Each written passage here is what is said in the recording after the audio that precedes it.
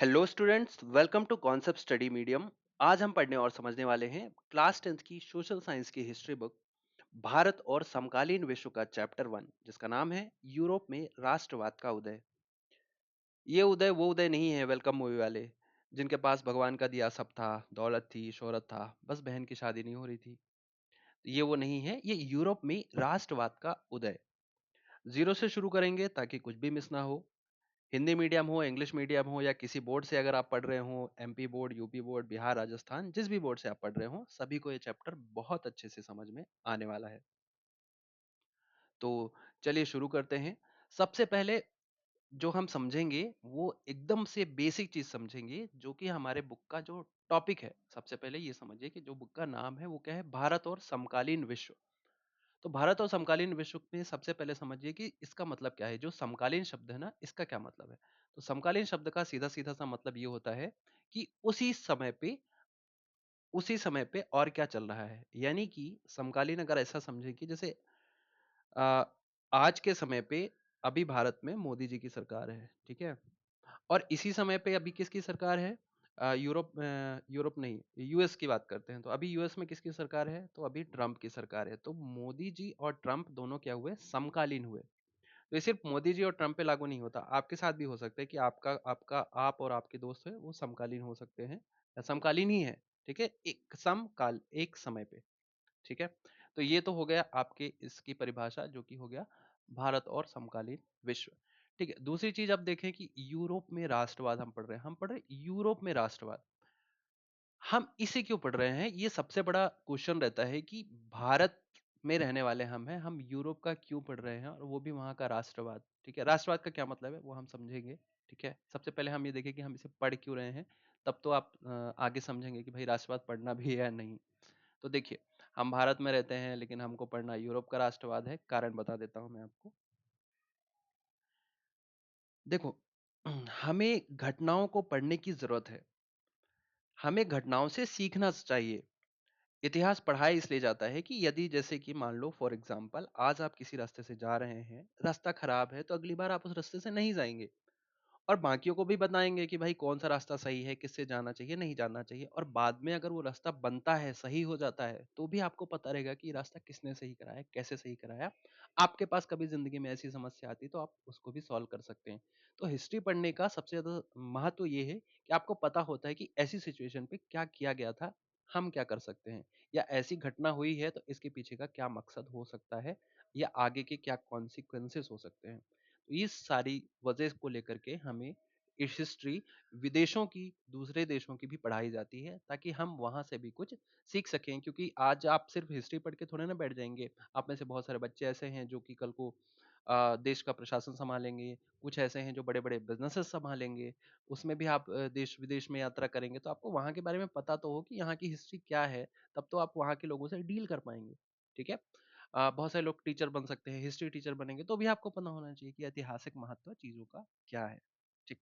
तो इसलिए अब देखिए, होना क्या था कि हुआ क्या कि देखिए, पहले क्या होता था। ये जो हम कह रहे हैं ना कि यूरोप में राष्ट्रवाद, तो यूरोप का ही क्यों पढ़ रहे हैं हम। ठीक है, तो बताता हूं मैं आपको।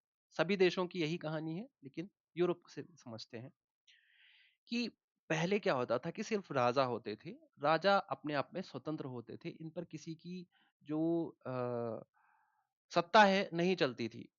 इन पर कोई कंट्रोल नहीं रखता था। ये होते थे निरंकुश, यानी जिस पर कोई अंकुश ना लगाया जा सके।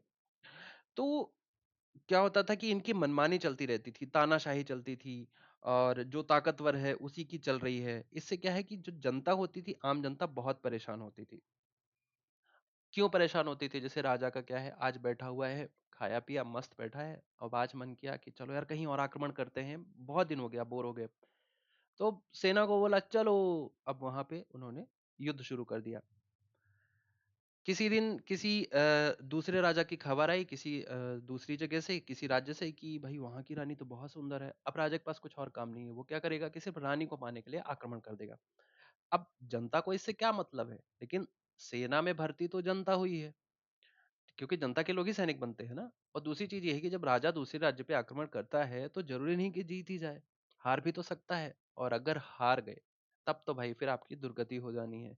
क्योंकि दो दूसरे राज्य के राजा हैं, फिर वो आप पे कोड़े भी बरसाएंगे, आपकी जमीनें छीन लेंगे, आपको लूट लेंगे, राजा को तो मार ही देंगे, और जनता के साथ बहुत ही बुरा बर्ताव करते थे। मर्दों के साथ अलग, औरतों के साथ अलग। तो इस तरीके की समस्याएं लोगों के साथ हो रही थी और लोग बहुत परेशान हो गए थे। ठीक है, अब ये सारी चीजों की वजह से लोगों को क्या होना था, मुक्त होना था इन सारी चीजों से।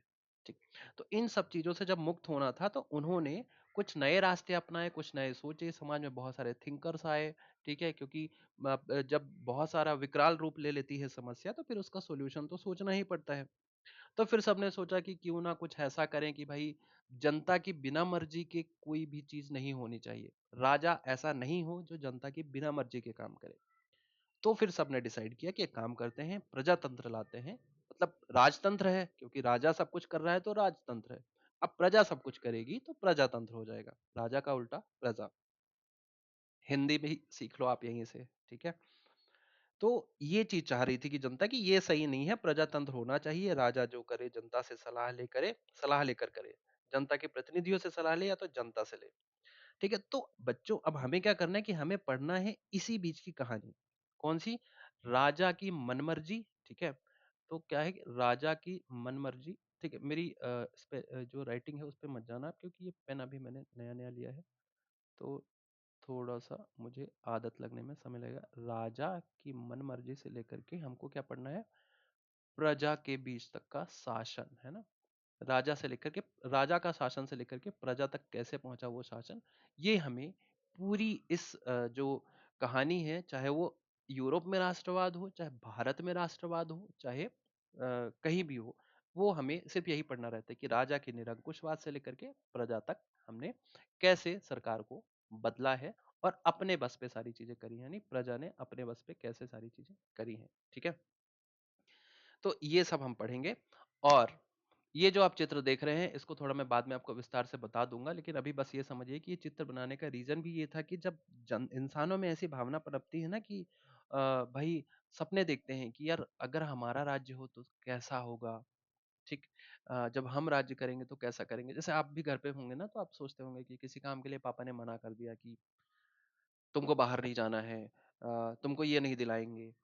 तो आप क्या सोचते हैं कि जिस दिन मेरा राज आएगा, जिस दिन मैं कमाऊंगा, मैं ऐसा करूंगा, मैं अपने बच्चे को परेशान नहीं करूंगा, मेरे पैसे से जब घर का खर्च चलेगा तो फिर मैं ये भी कर दूंगा, वो भी कर दूंगा। तो ऐसे ही सबके सपने होते हैं। तो ये जो चित्र है वो उसी एक सपना का जो है वो यथार्थ रूप है। तो इसके बारे में फिर हम पढ़ेंगे। ठीक है, ये जो है ये फेडरिक सरियू ने बनाया हुआ है, तो इसके बारे में फिर हम विस्तार से पढ़ेंगे। तो मैं समझता हूँ कि आपको बेसिक क्लियर हो गया कि हम क्यों पढ़ रहे हैं ये सब। अब चलिए शुरू करते हैं यूरोप में राष्ट्रवाद का उदय। तो बेसिक कॉन्सेप्ट से। ठीक, हाँ, एक बात और कि अगर आपको सब कुछ अच्छे से पढ़ें, ठीक है, ये मैं आपको सलाह दूंगा ताकि सारी जानकारी लिंक हो सके। हम चैप्टर के एंड में क्वेश्चन भी हल करेंगे, साथ ही आपकी त्रैमासिक परीक्षा या जो भी होता है क्वार्टरली, उसके पहले रिवीजन करवा देंगे। रिवीजन करवाने में आसानी तभी होगी जब पहले आप इस लेसन को अच्छे से पढ़ेंगे। एग्जाम से पहले ऑब्जेक्टिव टाइप भी कवर करवा दूंगा। एक क्लास पूरी की पूरी ऑब्जेक्टिव टाइप हो जाएगी, काफी रहेगा आई थिंक सो। ठीक, तो शुरू करते हैं। तो देखिए ये है यूरोप। ठीक है, आप यूरोप में अगर आप देखें तो ये पूरा जो एरिया है, यहाँ से ए- ये पूरा का पूरा, यहाँ से नॉर्वेजियन सी, यहाँ से ये देखो ये नॉर्वे कंट्री है, स्वीडन है, फिनलैंड है, ऐसे पूरा का पूरा यहाँ तक ये रशिया महाद्वीप है। और ये फिर यहाँ से देखेंगे थोड़ा सा और नीचे से अगर आप ले लेंगे तो ठीक है, टर्की, ये आधा जो टर्की है ना इधर का हिस्सा, ये एशिया एशिया में आता है, और बाकी चीजें ये यूरोप का हिस्सा है। ठीक है, यहाँ ये जो नीचे दिख रहा है आपको ये अफ्रीका है, और ये जो लाइन है भूमध्य सागर के बीच में, ये चीज यूरोप को अलग करती है। तो ये हिस्सा पूरा है धरती के अंदर का यूरोप। ठीक है, आइसलैंड भी शायद यूरोप में आता है, मैं एक बार चेक करके कंफर्म कर दूंगा। लेकिन अभी देखो United kingdom, France, Spain, Italy, Germany, Poland, Austria, Hungary, ये सारे जो कंट्रीज हैं ये सब वहीं के, बेलारूस, यूक्रेन, यूक्रेन और रशिया का आप वॉर देखते होंगे ना, तो यही था, रोमानिया।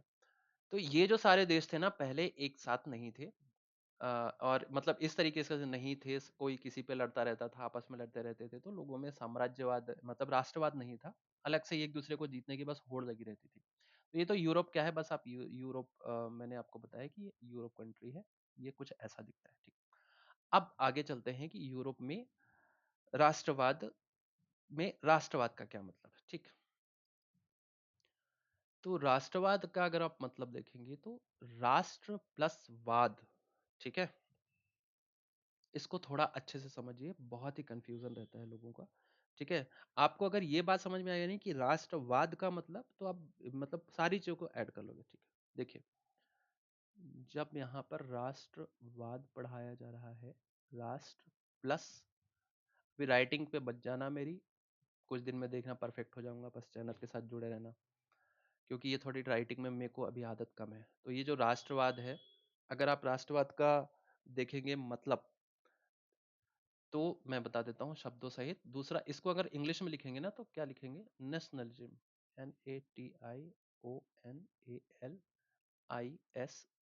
ठीक। इज्म प्लस वाद, जब किसी शब्द के आगे वाद शब्द लगा दिया जाता है, इसका मतलब ये होता है कि उस चीज को बढ़ावा दिया जाना, ठीक है। और सिर्फ यहां पर नहीं, आप किसी भी चीज को देखेंगे, जैसे कि आपके ही चैप्टर में आएगा नारीवाद, ठीक है, जिसको हम आजकल क्या कहते हैं, फेमिनिज्म, ठीक। समाजवाद, ठीक। समाजवाद का क्या मतलब होगा, सोशलिज्म कहते हैं ना हम उसको।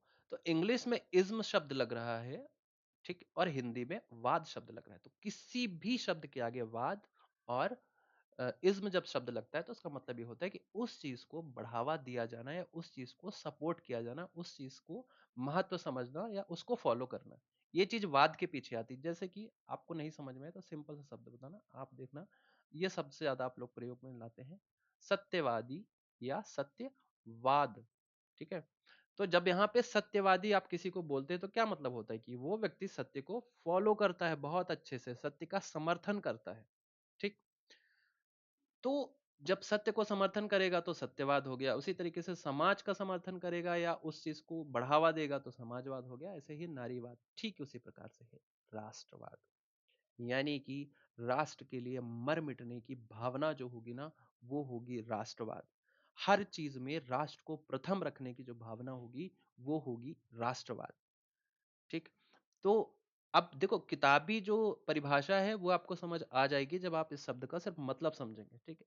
ठीक इसी प्रकार से नेशनलिज्म में भी, इंग्लिश में भी आप जब पढ़ेंगे ना, कभी भी कोई शब्द आएगा उसके आगे इज्म लगा हो, तो आप समझ जाना कि ये उस चीज को बढ़ावा देने वाला है। फेमिनिज्म, सोशलिज्म, ट्रुथिज्म, और भी इसके अलावा जो भी शब्द होते हैं, तो इस तरीके से आप इसको समझ सकते हैं। आई होप सो कि आपकी हिंदी इंग्लिश के साथ साथ थोड़ा सोशल साइंस, तीनों चीज मैं थोड़ा सा क्लियर कर दे रहा हूँ, ठीक है। रूढ़िवाद होता है एक शब्द, ठीक है, तो वो भी समझेंगे। तो मुझे लगता है कि आप समझ गए होंगे। अब देखते हैं चैप्टर हम जो पढ़ने वाले हैं क्या क्या रहेगा इस चैप्टर में। यूरोप में राष्ट्रवाद के उदय में हम क्या क्या पढ़ने वाले हैं, तो उसमें हो जाएगा एक ये परिचय, पूरी चीज परिचय में आपको सबसे पहले मैं बता दूंगा क्या क्या है। फिर है फ्रांसीसी क्रांति और राष्ट्र का विचार। इसके बाद है यूरोप में राष्ट्रवाद का निर्माण, कुलीन वर्ग और नया मध्यम वर्ग, इन सब के मतलब आप समझेंगे धीरे धीरे। उदारवादी राष्ट्रवाद के क्या क्या मायने, ये बुक में आपके सारे टॉपिक्स हैं, ये तो बस मैं आपको यहाँ पर थोड़ा सा बता दे रहा हूँ। 1815 के बाद क्या रूढ़िवाद, नया रूढ़िवाद हुआ। फिर क्रांतिकारी क्या होते हैं, क्रांतियों का क्या युग है। रूमानी कल्पना और राष्ट्रीय भावना, भूख, कठिनाई और जन विद्रोह।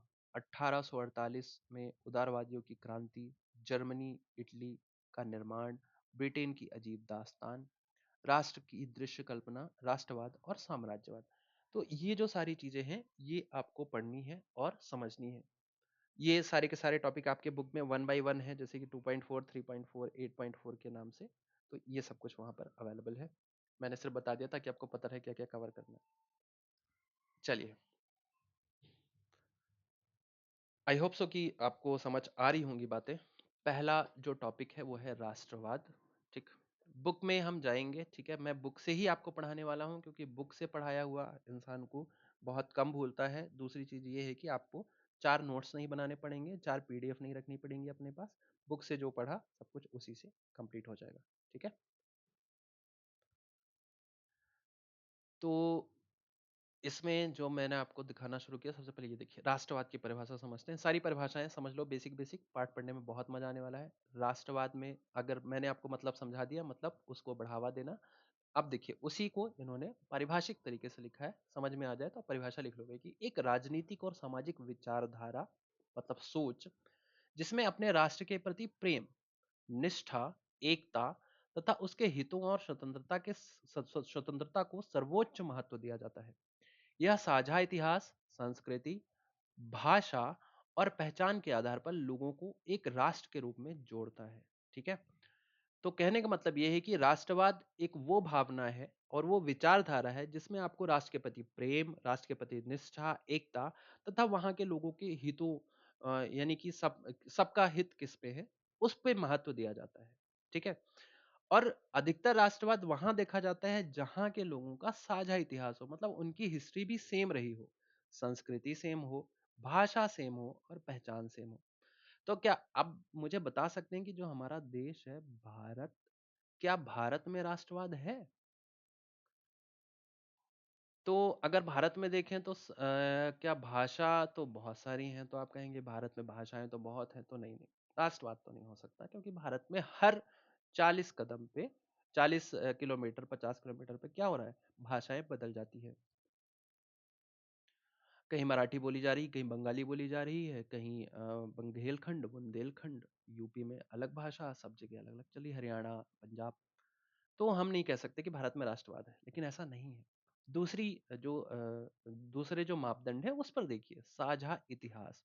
भारत के सभी लोगों का इतिहास तो सेम ही है। ठीक? सब पर पहले मुगलों ने शासन किया, मुगलों से पहले भी देखे जाए तो चंद्रगुप्त मौर्य के समय से भी हमारा इतिहास लगभग सबका सेम है, सभी सेम इतिहास पढ़ते हैं। ठीक है? चाहे दक्षिण भारतीय हो, चाहे उत्तर भारतीय हो। संस्कृति संस्कृति लगभग सेम है, सबके बराबर शादियां होती हैं, शादियों के रीति रिवाज लगभग मिलते जुलते हैं। अरेंज मैरिजेस के अलग हैं और सब अलग हैं, लेकिन लगभग संस्कृत और सेम है। और पहचान भी लगभग है कि देश के रूप में सबकी पहचान है। तो इसके आधार पर जो है राष्ट्र एकता के सूत्र में बंधा हुआ है हमारा देश। इसीलिए हम कहेंगे कि हाँ, भारत में हमारे राष्ट्र के प्रति प्रेम है और हम भारतीय हैं, हमारे बीच राष्ट्रवाद है। दूसरा शब्द जो है वो नारीवाद है। मैं पहले ही समझा चुका हूं। लिंग के सामाजिक, आर्थिक और राजनीतिक समानता के विश्वास के आधार पर महिलाओं के अधिकारों और हितों के बारे में जागरूकता। वाद शब्द लगाते ही इसीलिए हैं कि किसी शब्द का, किसी चीज की को सपोर्ट किया जाए, उसका महत्व बढ़ाया जाए। तो नारीवाद में नारियों के महत्व को बढ़ाया गया, क्योंकि उनको सामाजिक रूप से, आर्थिक रूप से और राजनीतिक रूप से समानता प्रदान की जाए। ठीक है? और उन्हें समाज की मुख्य धारा से जोड़ा जाए, इसलिए है नारीवाद, उनकी उनकी स्वतंत्रता का सम्मान किया जाए। अगला शब्द है निरंकुशवाद। देखिए, निरंकुशवाद निरंकुश होता है, ठीक है। अंकुश शब्द का मतलब ये होता है कि किसी को रोकना, ठीक है। अंकुश मतलब होता है किसी को रोकना। असल में अंकुश वैसे तो एक जो हाथी होता है ना, हाथी के ऊपर जो बैठ के हाथी को कंट्रोल करते हैं, उनके पास भी एक रहता है, एक डंडा रहता है, उस पे आगे ऐसा रहता है। तो वो क्या है, वो हाथी को इसी से कंट्रोल करते हैं, उसके गले में इसको मार के फंसा देते हैं और बार बार खींचते रहते हैं, ताकि हाथी अपनी मर्जी से ना चले, वो जिस रास्ते पे चलाना चाहे वहां पे चले। तो वो भी अंकुश है। अंकुश का मतलब ये होता है रोकना। निरंकुश का क्या मतलब है कि रोक नहीं पा रहे हैं हम जिसको, जो स्वतंत्र है, अपनी मर्जी से निर्णय ले सकता है। पहले के जो राजा होते थे वो निरंकुश ही होते थे, क्योंकि उन पर किसी का कंट्रोल नहीं रहता था। उनकी मंत्रिमंडल का भी कोई कंट्रोल नहीं, उनके सेनापति का भी कोई कंट्रोल नहीं, जनता का कंट्रोल तो था ही नहीं। आज के समय में आप देखेंगे तो आज की सरकार कंट्रोल्ड है। क्यों? क्योंकि अगर आपने हमारी बात नहीं मानी तो 5 साल जो मर्जी करना है कर लो, 5वें साल हम सरकार बदल देंगे। पहले ऐसा नहीं था कि राजा तो भाई जब तक जीता था तब तक तो राज करता ही था। अब बदकिस्मती से कोई और राज्य का आक्रमण करके उसे मार दे, वो अलग चीज थी। शाब्दिक रूप से समझें, एक सरकार या शासन प्रणाली जिसमें शक्ति पर कोई प्रतिबंध नहीं है। इतिहास में एक प्रकार की राजशाही सरकार को संदर्भित करता है। ठीक, वही राज सरकार, राजतंत्र, जो केंद्रीकृत, सैन्यकृत और दमनकारी थी। दमनकारी, दमन शब्द का मतलब होता है लोगों को मार पीट करके कंट्रोल में रखना, उसको कहते हैं दमन करना। जब दंगे होते हैं ना देश में, और लोग जब प्रोटेस्ट करते हैं, तो जब प्रोटेस्ट करने वालों को पुलिस जो मारती है और कंट्रोल में लाती है, चाहे वो कैनन हो, वाटर कैनन हो या कोई और चीज से, तो वाटर कैनन और दूसरी डंडे से, आंसू गैस होता है उससे, तो वो चीज होती है दमन करना। ठीक है। आई थिंक सो आपको मजा आ रहा होगा, मैं शब्दों के मतलब भी आपको बताते चल रहा हूँ। रूढ़िवाद वही चीज है, अब रूढ़ियों को बढ़ावा दिया जाए। रूढ़ियां मतलब क्या? जो पुराने जमाने से जो चीजें चलती आ रही हैं, लोग बदलना नहीं चाह रहे हैं, उसी चीज को आगे भी बढ़ावा दे रहे हैं। हमारे देश में देखिए, जैसे कि बिना मर्जी की का विवाह करना, लड़के लड़की की मर्जी नहीं देख रहे हैं, विवाह कर रहे हैं, क्यों? क्योंकि उनका मानना है कि माता पिता का निर्णय ही सर्वोच्च है। ये क्या है? एक रूढ़िवाद है। ठीक। एक राजनीतिक दर्शन या परंपरा स्थापित संस्थानों और रीति रिवाजों के महत्व पर जोर दिया जाना। ठीक है। यानी कि जो पुराने रीति रिवाज हैं उसी पर जोर दिया जा रहा है। त्वरित परिवर्तन के लिए क्रमिक विकास को प्राथमिकता दी। वो त्वरित परिवर्तन नहीं चाह रहे हैं। जैसे हम क्या चाह रहे हैं कि भाई नहीं, आज से ही परिवर्तन शुरू कर दो। जैसे किसी को लगता है कि यार मुझे तो मूर्ति पूजा नहीं करनी, तुम नहीं करो। लेकिन वो नहीं है, उसमें कैसा है कि भाई ऐसे बदलाव नहीं आएगा। आप किसी का कहना है कि भाई हमको ना शादी में किसी को नहीं बुलाना है, हम घर वाले बस मिलके शादी कर लेंगे और काम हो जाएगा। घर वाले मिल करके, तुम लड़की के परिवार वाले, लड़के के परिवार वाले, बात खत्म। या तो हम कोर्ट मैरिज कर देंगे।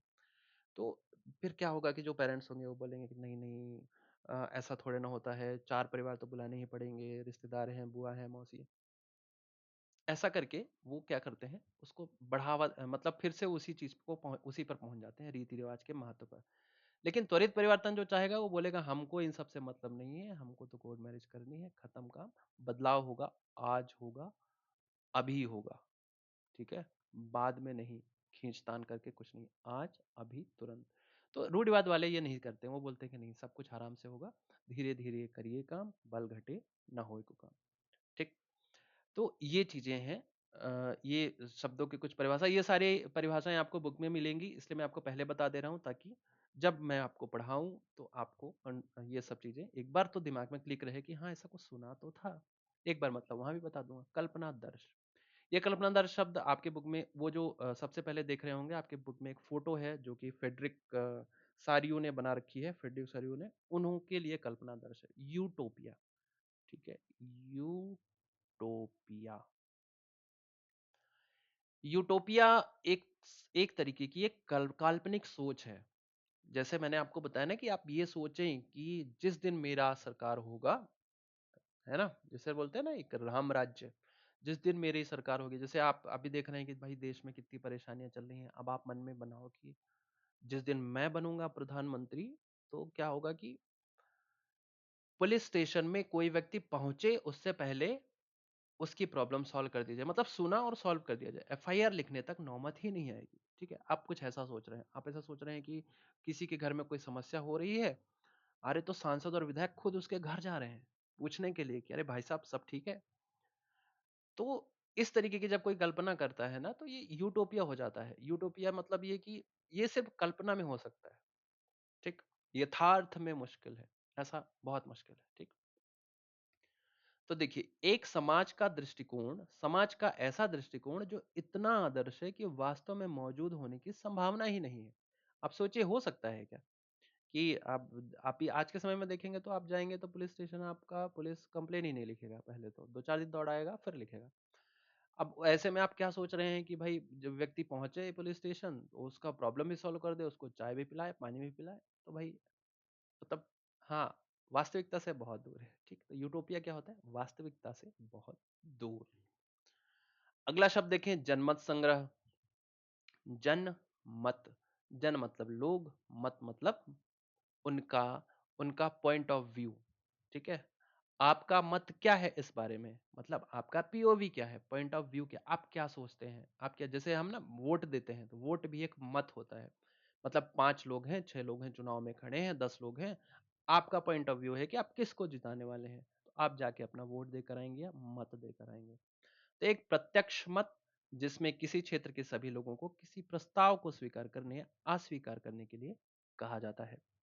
विचारधारा, विचारों की प्रणाली, प्रणाली क्या होता है भाई? सिस्टम। ठीक। सिस्टम का हिंदी प्रणाली होता है। तो विचारों की प्रणाली जो एक विशेष सामाजिक और राजनीतिक दृष्टि को दर्शाती है। यानी कि एक सोच, आपकी विचारधारा एक सोच होती है। जैसे कि कुछ लोगों की विचारधारा होती है बहुत ही प्रोग्रेसिव, कि अरे ये सब क्या है, बहुत समस्याएं हैं, मैं हूँगा तो ऐसा कर दूंगा, ये सब अच्छा नहीं है। कुछ लोग सोचते हैं ना, अरे स्कूल स्कूल का क्या मतलब है, मैं तो ऑनलाइन ही पढ़ लूंगा, कोई मतलब नहीं। तो ये सब की अपनी विचारधारा। कोई ये समझता है कि नहीं नहीं, स्कूल जाना, क्लास में पढ़ना ये बहुत जरूरी है, ताकि अच्छे समझ में आता है टीचर से। तो ये उसकी अलग विचारधारा, किसी की अलग विचारधारा। तो ये होती है विचारधारा, यानी सोच।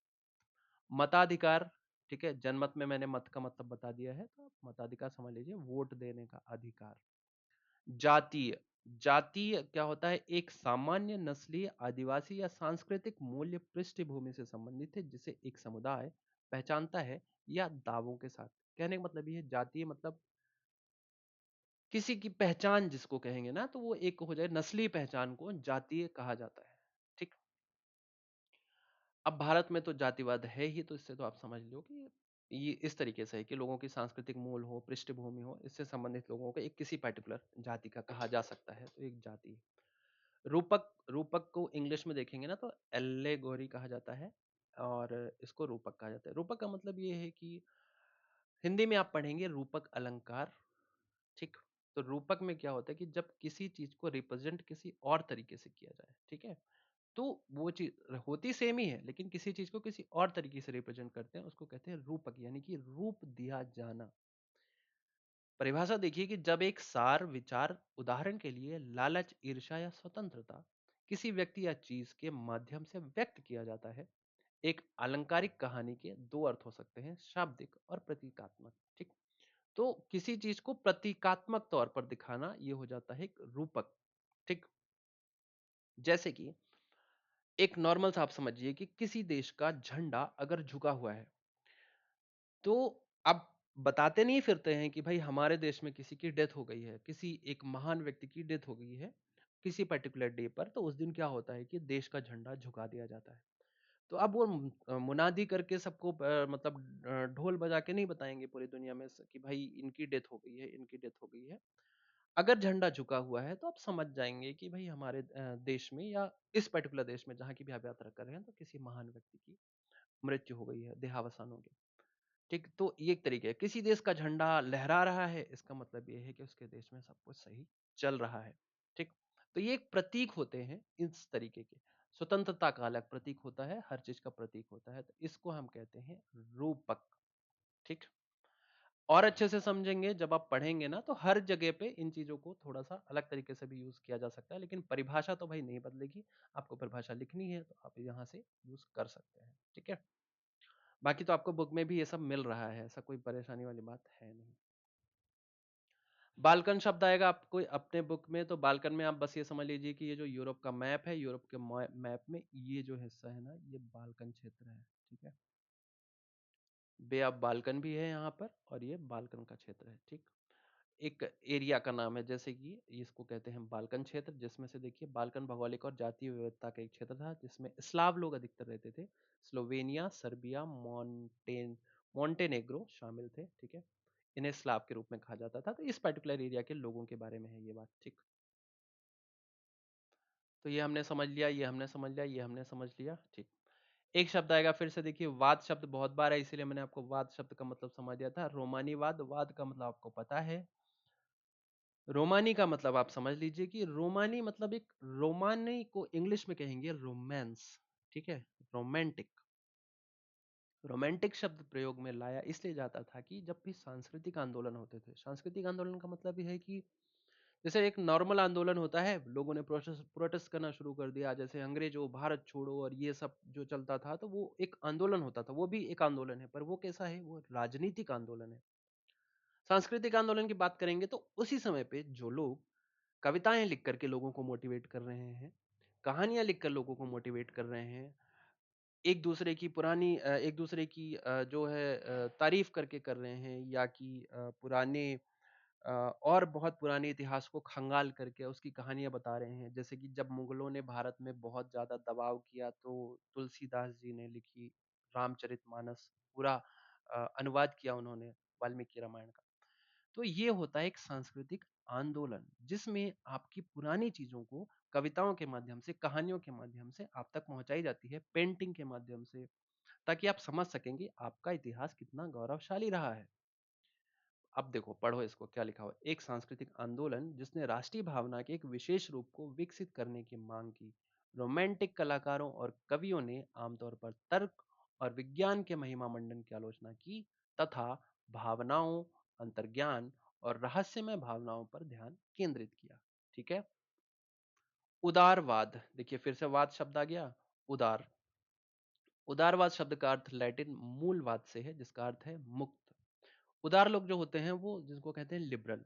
उदार का मतलब ये होता है कि किसी चीज में बहुत ज्यादा नहीं घुसते हैं वो लोग। ठीक है, उनको ये चाहिए रहता है कि सब कुछ ठीक ठाक से चले।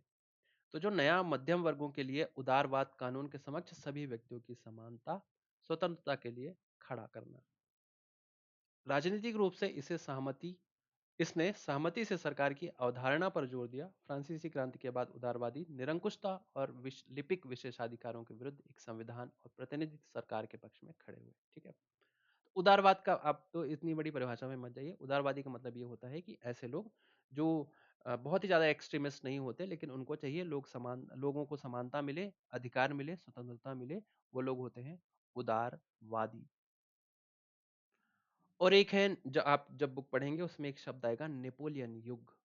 नेपोलियन फ्रांस का एक सम्राट, और नेपोलियन युग वो कहा जाएगा जब से उन्होंने सत्ता संभाली और जब तक संभाली। ठीक है, तो शुरुआत से लेकर के अंत तक, तो उसको कहा जाएगा एक नेपोलियन युग। ठीक है, तो ये तो थी कुछ परिभाषाएं। अब हम चलते हैं चैप्टर पे। आई थिंक सो कि आपको अच्छा लगा होगा और चीजें समझ में भी आई होगी। अगर बोरिंग लगा होगा तो कमेंट में जरूर बताना, अगली बार थोड़ा सा सुधार करेंगे। ठीक है, तो अब चलते हैं सीधे सीधे अपने बुक में। ठीक, अब बुक में जैसे ही आप शुरुआत करते हैं ना, आपको मिलेगी सबसे पहले ये फ्रेडरिक सारियो की विश्वव्यापी प्रजातांत्रिक और सामाजिक गणराज्यों के स्वप्न राष्ट्रों के बीच संधि की एक इमेज या फोटो। इन्होंने 4 चित्र बनाए हैं, 4 चित्रों की श्रृंखला में ये पहला चित्र है। अब इस चित्र को पूरा एक ही स्क्रीन पर रखते हैं। ठीक, ये देखो, आप अपने बुक में भी देख सकते हैं। अब इस बुक में अगर आप ध्यान से देखेंगे तो इसमें देखेंगे कि यहाँ पर है एक स्वतंत्रता की मूर्ति, जिसके हाथ में है अधिकारों का घोषणा पत्र, यहाँ पर अगर देखेंगे, और एक हाथ में है मशाल। इसके अलावा बहुत सारे लोग दिख रहे हैं जो कि यहाँ से देखिए लाइन से लगा करके आते जा रहे हैं, आते जा रहे हैं, और वो प्रतिमा के पास आते जा रहे हैं। ठीक, यहाँ पर कुछ चीजें बिखरी पड़ी हुई हैं। अगर आप ध्यान से देखेंगे तो इसमें देखिए कुछ मुकुट पड़े हुए हैं, ताज, तख्त, तो ये चीजें पड़ी हुई हैं। अब इन सब का क्या मतलब है, इसको कैसे पढ़ना है, क्या करना है, क्या समझना है, आइए अब हम समझते हैं। ठीक,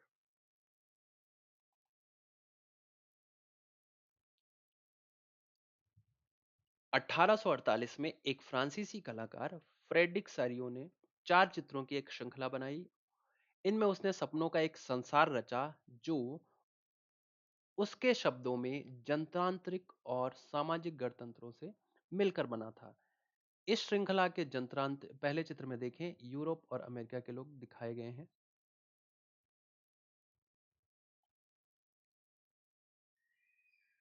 हाँ, अमेरिका के लोग दिखाए गए हैं। सभी उम्र और सामाजिक वर्गों के स्त्री पुरुष एक लंबी कतार में स्वतंत्रता की प्रतिमा की वंदना करते हुए जा रहे हैं।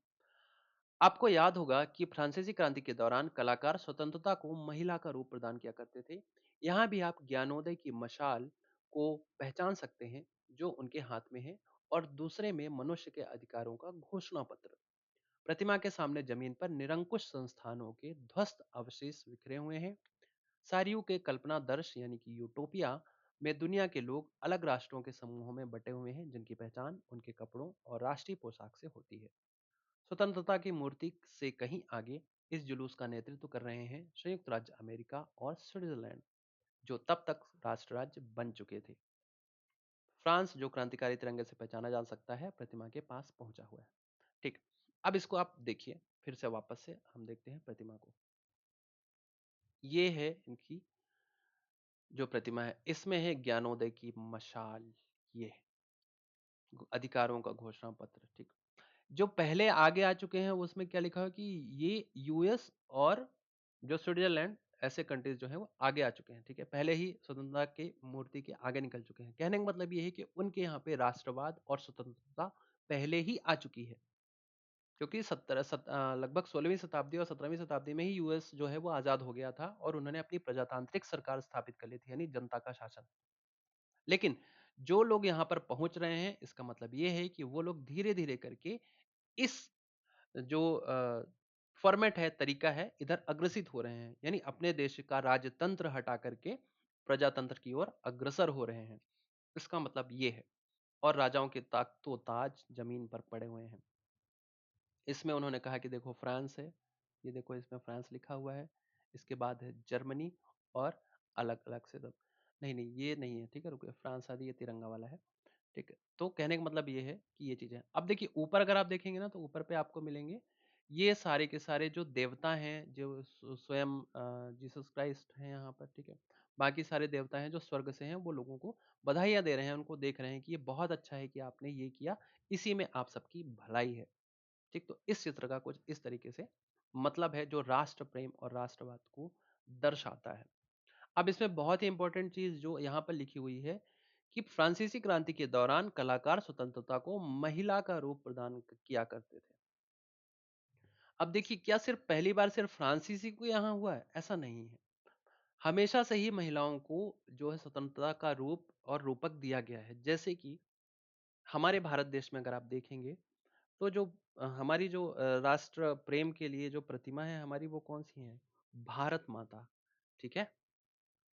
हम हमेशा भारत माता की जय ही बोलते हैं। जब भी हमारे अंदर राष्ट्र प्रेम होता है, हम भारत माता की जय ही बोलते हैं। चाहे वो हम क्रिकेट में जीत रहे हों, चाहे हम किसी अच्छी चीज़ पे को कर रहे हों या फिर यानी राष्ट्रगान खत्म हो तब भी।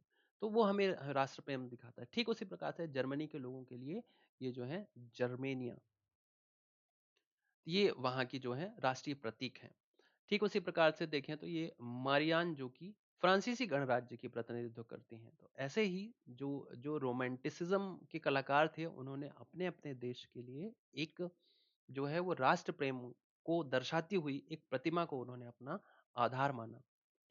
और यही चीज यूरोप में भी हुई। अगर आप देखें तो सबसे फेमस अगर मैं आपको बताऊं कि अगर आपको याद हो तो यूरोप में अगर आप देखें सबसे फेमस क्या है, यूएस में स्टेचू ऑफ लिबर्टी।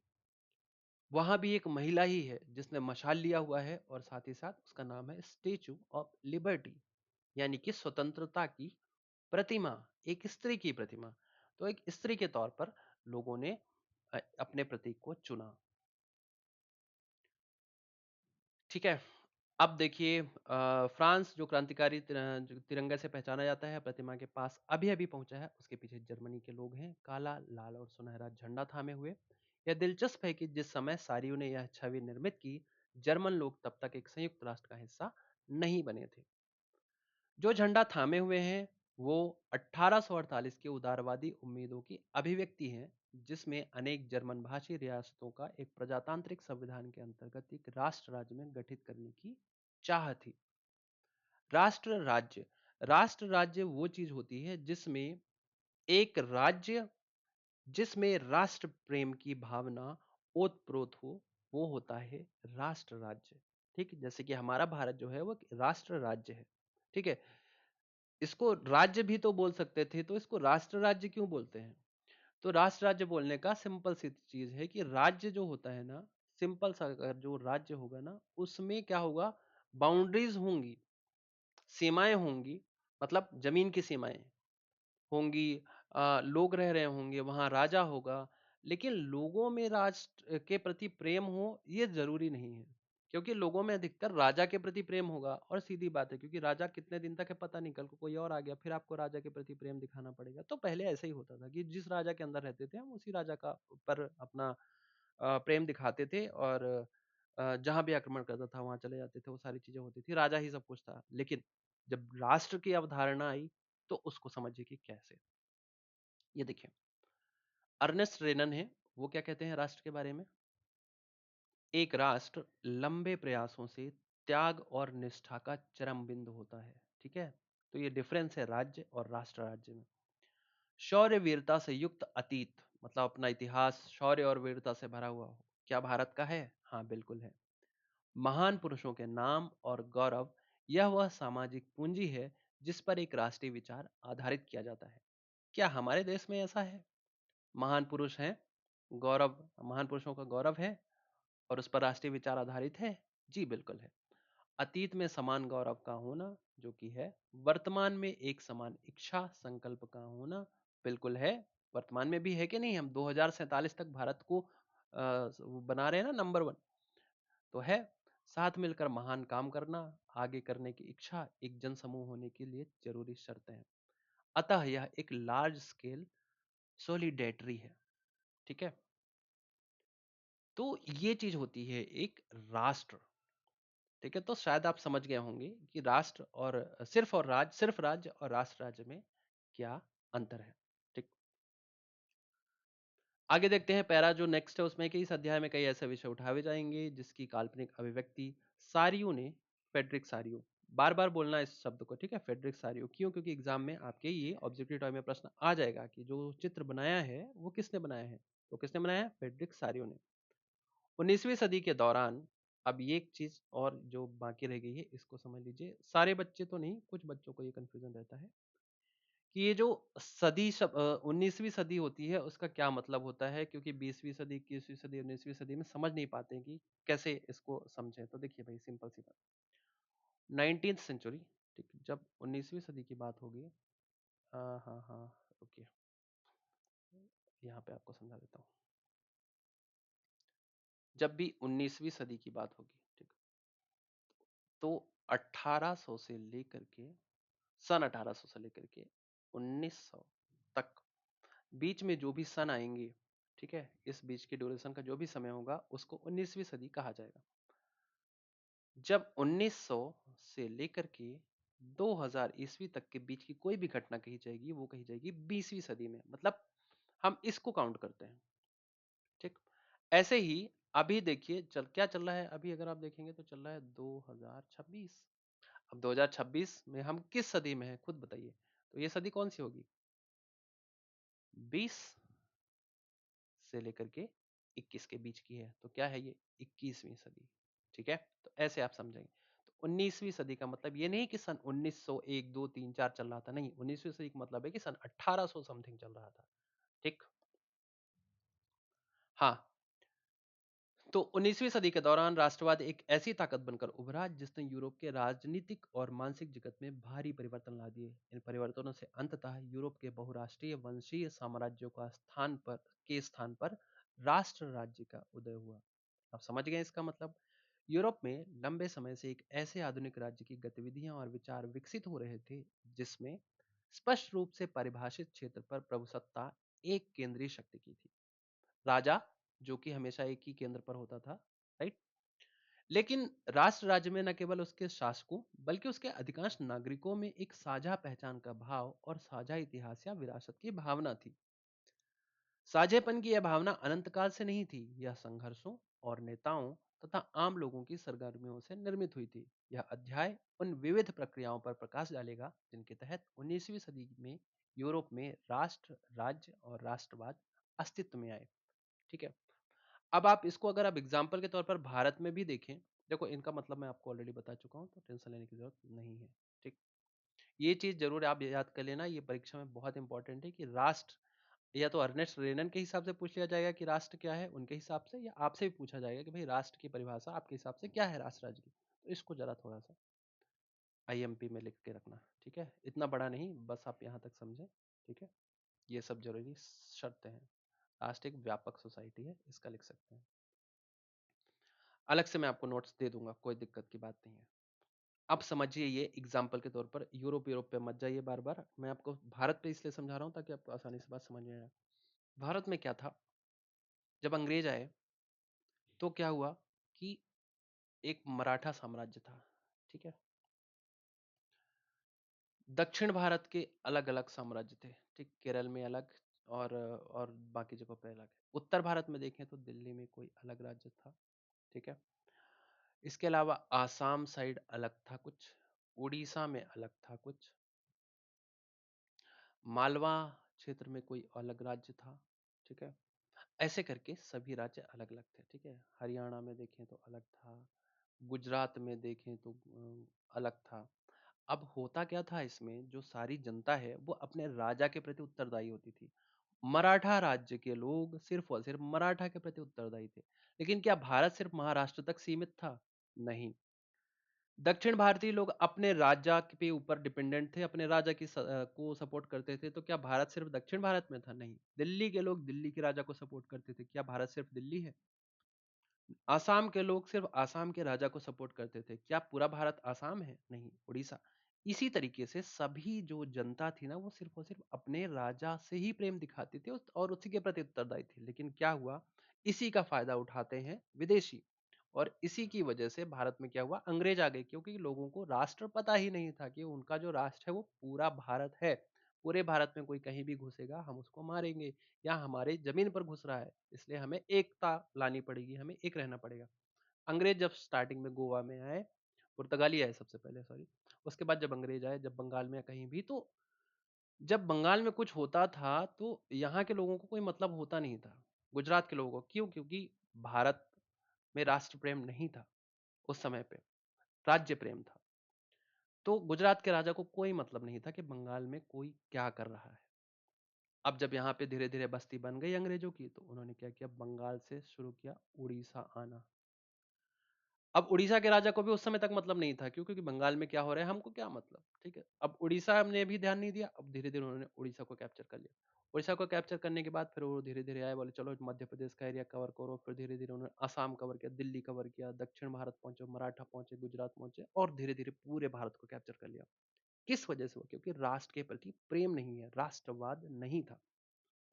लेकिन फिर उसी समय क्या हुआ, जब लोग आए जिन्होंने क्या किया, जो मैंने आपको एग्जांपल दिया है कि अपनी साझा इतिहास के बारे में जाना, कि हम तो इतने महान थे भाई, ऐसी ऐसी चीजें हैं, हमारा सांस्कृतिक महत्व इतना है, हमारा राज्य, हमारा जो पूरा भारत है उसकी तो सीमाएं ये हैं, और हमें इसे छोटे छोटे इन राज्यों के लेकर नहीं लड़ना चाहिए, हमें पूरे देश के लिए लड़ना चाहिए। तब विकसित होता है राष्ट्रवाद। और फिर सब लोगों ने सोचा कि ये हमारा पूरा देश है और हमें सबको मिलकर लड़ना चाहिए। और फिर रिजल्ट क्या हुआ 1947 में, आप सभी जानते हैं। तो ये मेरे समझाने की कोशिश थी कि देखिए, राष्ट्र की भावना कितनी प्रबल होती है कि वो कुछ भी करवा सकती है, ठीक। इसलिए लोगों को राष्ट्रवाद होना लोगों में जरूरी था, और इसी वजह से हम राष्ट्रवाद पढ़ रहे हैं। आई होप सो कि ये पूरी जो मैंने आपको कहानी सुनाई है, इतनी सारी जोड़ जोड़ के, इन सब में आपको समझ आ गया होगा कि राष्ट्रवाद क्या है, क्यों है। अब देखिए, अब होना क्या था, फ्रांसीसी क्रांति और राष्ट्र का विचार। अब शुरुआत करते हैं फ्रांसीसी क्रांति से। अब फ्रांस में क्यों क्रांति हुई, क्या जरूरत पड़ी वहां पर क्रांति की, अब एक एक जगह की, एक एक देश की, एक एक राज्य की कहानियां सुनेंगे, ठीक है। तो शुरू करते हैं। राष्ट्रवाद की पहली स्पष्ट अभिव्यक्ति 1789 1789 में फ्रांसीसी क्रांति के साथ हुई। जैसा कि आपको याद होगा, 1789 में फ्रांस में एक ऐसा राज्य था जिसके संपूर्ण भूभाग पर एक निरंकुश राजा का आधिपत्य था। अब देखिए, निरंकुश का मतलब आपको पता ही है, और फ्रांस के भूभाग पर था। अब आप किसी को याद है आ रहा है कौन सा राजा था वो, ठीक है। तो वो जो राजा था वो था लुई 16, ठीक है। तो ये है राजा। मैं एक फोटो आपके लिए डाल दिया हूँ ताकि आपको थोड़ा सा पता रहे कि क्या है, क्या नाम है इनका भाई, लुई। हिंदी में लुई कहते हैं, वैसे तो लुइस करके कुछ है इंग्लिश में, या हो सकता है एस साइलेंट रहता हो, और ये भी 16। कमाल की बात ये है कि 16 राजा हुए यहाँ पे, शायद 16वें के बाद भी हुए थे, लेकिन इनको ना कोई और नाम नहीं मिला। लुई ही नाम था एक पहले वाले का भी, उसके बाद जो जो पैदा होते हुए सबको लुई लुई लुई लुई करते गए, पता नहीं क्यों कितना अच्छा नाम लग रहा था इनको। ये सब अपनी जगह है, ठीक है। तो ये लुई महाराज है, और ये उनकी रानी।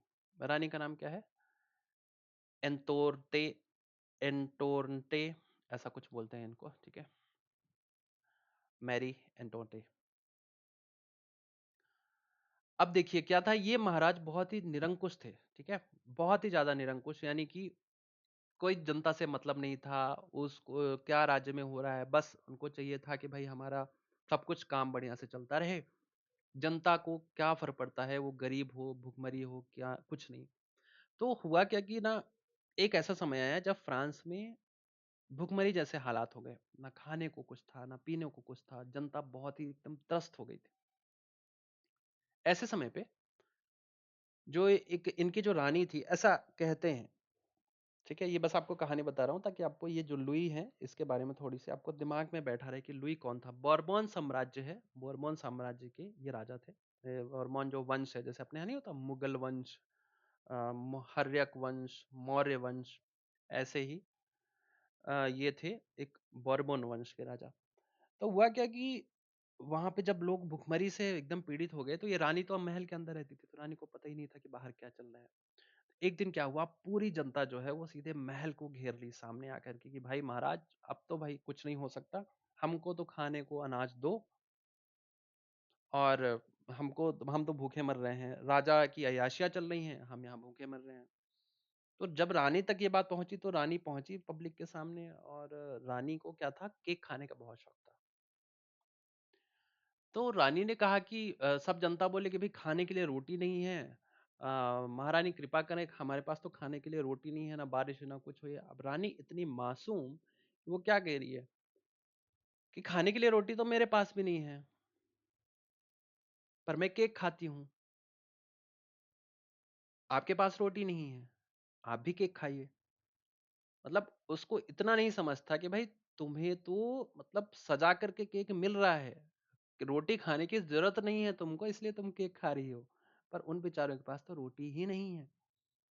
तो मतलब इस तरीके से दिखाया गया है कि ये लोग कितने ज्यादा जनता के प्रति असंवेदनशील थे कि इनको फर्क ही नहीं पड़ रहा था। अब सोचिए कि अगर ऐसे राजा के अंडर में जनता रहेगी तो उसके साथ क्या हो रहा होगा, कैसे लोग रोजाना दिन पर दिन मर रहे होंगे।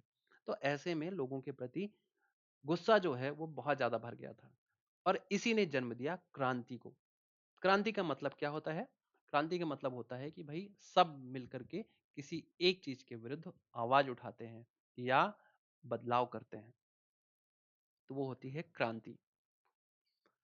ये देखिए आपके बुक में जो इमेज है वो यही चीज दिखा रही है कि एक जर्मन पंचांग या तिथि पत्र का मुख्य पृष्ठ है, जिसमें एंड्रियास रेबमान ने 1798 में डिजाइन किया था कि फ्रेंच बास्टील, बास्टील जगह का नाम है, क्रांतिकारी भीड़ के प्रवेश के चित्र को उससे मिलते जुलते किले के बगल में बनाया गया है। यह किला जर्मन प्रांत कैसल में निरंकुश शासन के गढ़ के रूप में चित्रित है। इस चित्र के साथ एक नारा दिया गया कि लोगों को अपनी आजादी मुट्ठी में कर लेनी चाहिए। ठीक। और जैकोबिन गुट का सदस्य था। जैकोबिन क्या होता है आगे आपको बताएंगे। तो कुछ इस तरीके से हो रहा था कि जनता जो है वो परेशान हो गई थी, तो वो राजा का घेराव करने लगती थी और घेराव करने लगी। अब हुआ क्या कि भाई जब जनता इस तरीके से आक्रोशित हो गई, लोगों में इतना गुस्सा फूट पड़ा कि अचानक से एक दिन उन्होंने क्या किया कि घुस गए सारे महल के अंदर। जब ये सब सुना ना कि रानी केक खाने बोल रही है, मतलब उनको समझ गया कि भाई कोई मतलब नहीं है ऐसे लोगों के सामने हाथ फैलाने से, इससे अच्छा ये है कि सरकार अपने हाथों में लो।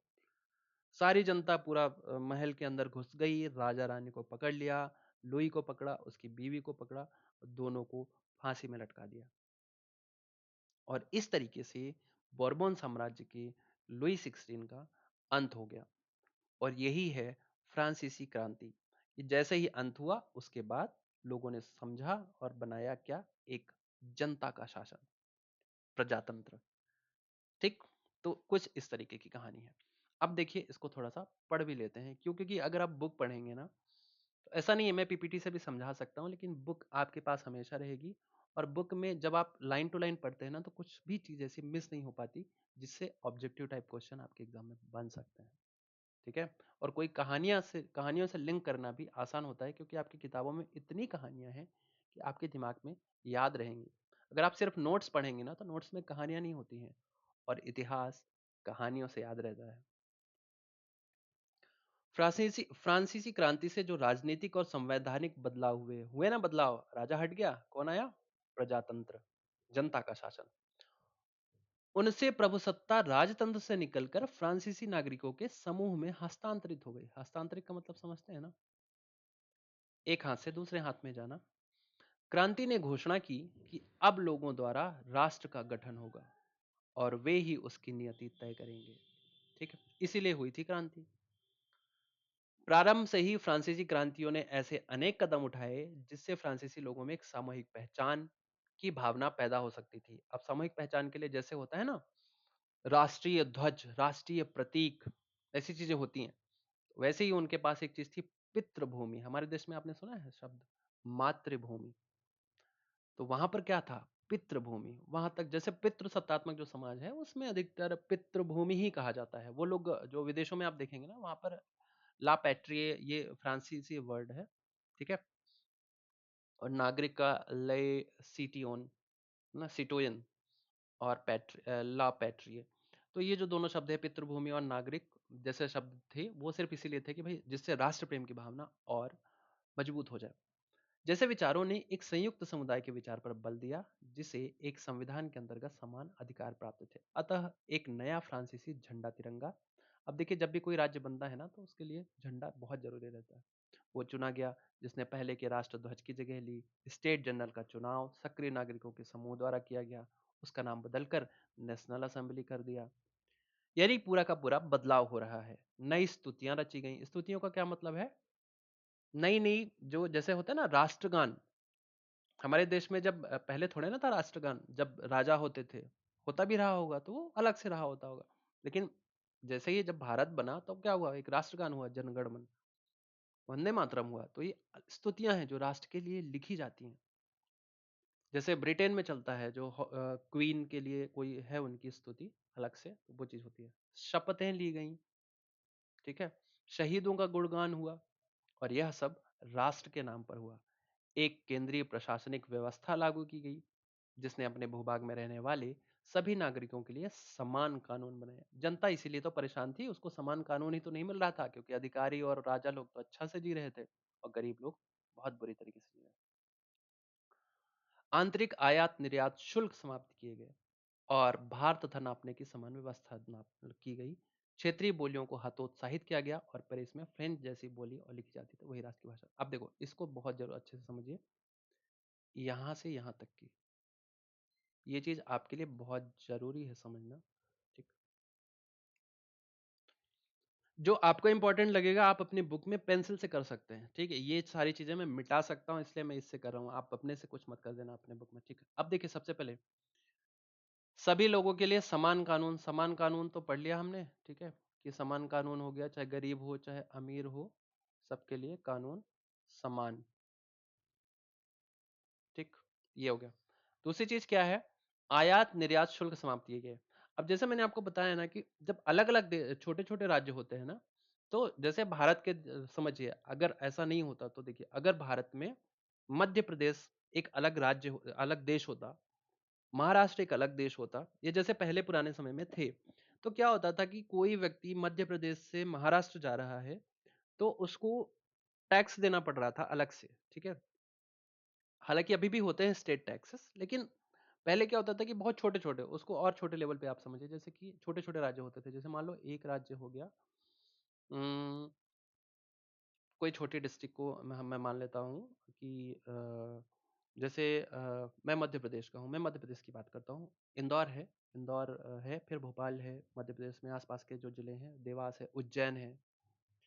तो जब इंदौर का व्यक्ति उज्जैन जाता था ना तो उससे टैक्स लिया जाता था कुछ बेचने के लिए, अगर वो जा रहा है। उज्जैन का व्यक्ति भोपाल जाता था तो उससे भी बेचने के लिए टैक्स लिया जाता था। तो ऐसे छोटे छोटे राज्य बहुत सारे थे, अब सब में आपस में टैक्स लिया जाता था। तो व्यक्ति 1 रुपए की चीज जब वहां पहुंचता था ना तो कितने रुपए की हो जाती? 30 रुपए की हो जाती, क्योंकि बीच में जब वो 4 राज्य क्रॉस करके आया तो सबने अगर मान लो 5 से 10 रुपए भी लिया तो बहुत पैसा हो जाता था इधर। तो वो बेचारे बहुत परेशान हो जाते थे, तो इसी वजह से चीजें महंगी भी बिकती थी। तो आयात निर्यात जो शुल्क है वो समाप्त कर दिया गया, क्योंकि इस पूरे को एक ही देश मान लिया। जब पूरा एक ही देश है तो भाई किस बात का टैक्स? नापने की एक समान व्यवस्था। अब जैसे आपको पता ही है कि बोलियां हर समय पे बदल जाती थी,